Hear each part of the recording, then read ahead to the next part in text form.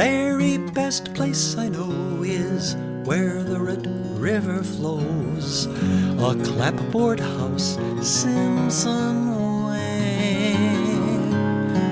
The farm where my kids were born, down a road that's been well worn. It's my home and where I plan to stay. The windmill lady's in my soul. Working this field is my joy and only goal. Strength lies in this prairie soil. Tending these rows is no toil. The windmill lady is my home.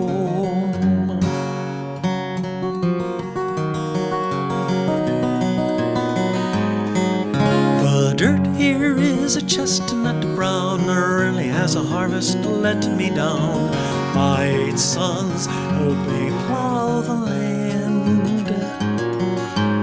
Over in the hollers hidden still, where the oriole's song is never shrill, come evening time the boys form a string band. The windmill lady's in my soul. Working this field is my joy and only goal. Strength lies in this prairie soil. Tending these rows is no toil. The windmill lady is my home.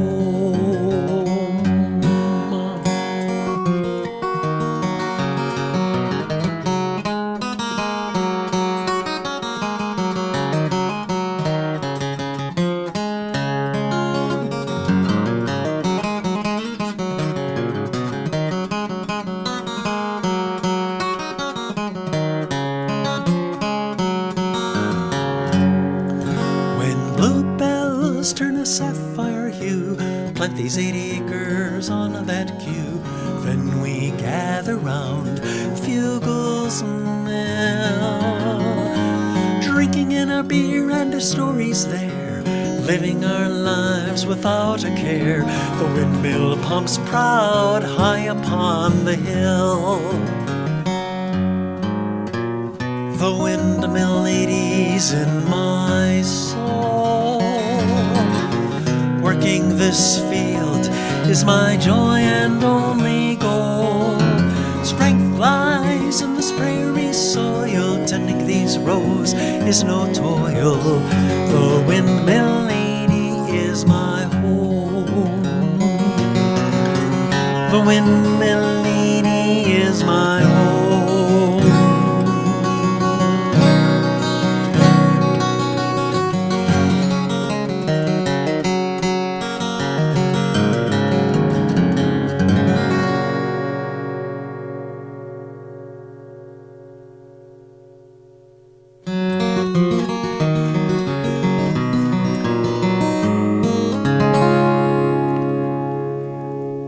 This episode of A Songwriter's Craft featured my song, The Windmill Lady. My album, The Driftless Sessions, features several songs inspired by great-grandfathers, and The Windmill Lady is rooted in the true story of Fred Colvin, my wife's great-grandfather, and the Olmsted County farm Liz's family has been working for 6 generations.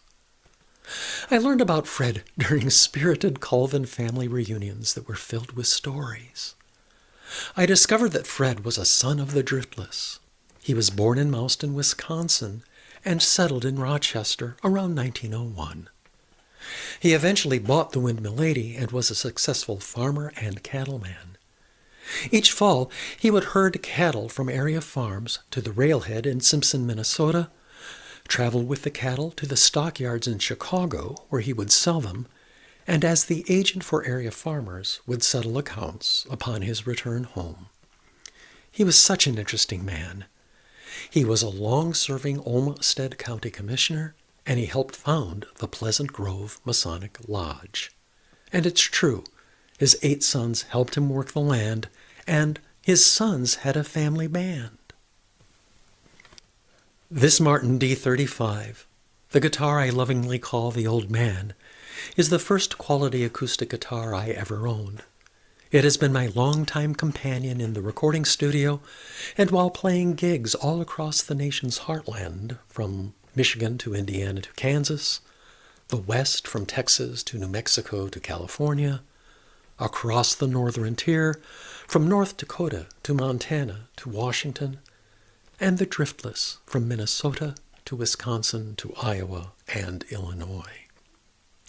The D-35 was a favorite of Johnny Cash, Elvis Presley, Pete Townsend, Bruce Springsteen, and Jason Isbell, and these days I use it when I need a deep, throaty bass sound in my songs. When I was in 8th and 9th grade, I was fortunate to be a member of the Pullman Summer Palace Theater Company at Washington State University. It was then and there that I was introduced to and picked up some bluegrass and old-time guitar playing styles. At the end of each show, the Summer Palace Theater Company would gather on stage and sing folk songs and conduct sing-alongs. Now, that style of guitar playing is distinct from the Travis-style bass picking that I learned as a younger kid from the Folkies while hanging out at the Old Town School of Folk Music's Lincoln Park location on Chicago's Armitage Avenue that was just around the corner from my dad's parents' brownstone.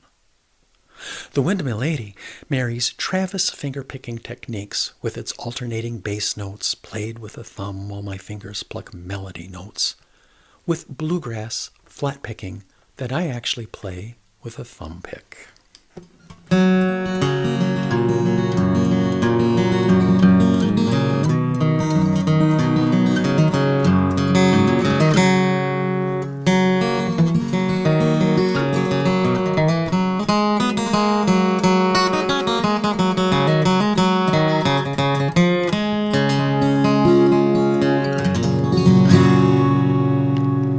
I hope you enjoyed the Windmill 80 and that you will tune in to other episodes of A Songwriter's Craft.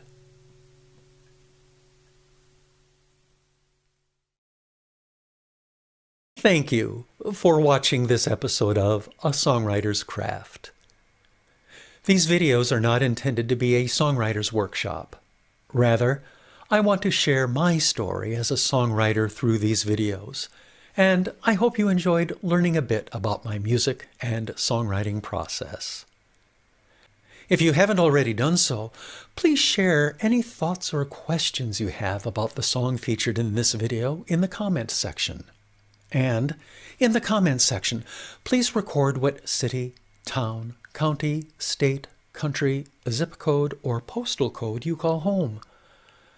I need to report viewership statistics to the Minnesota State Arts Board as part of the evaluation process for a grant I received to support the production of this video. Please watch this space and subscribe to my YouTube channel for another episode of A Songwriter's Craft. This is Stephen J. Schmidt, wishing you well and signing off.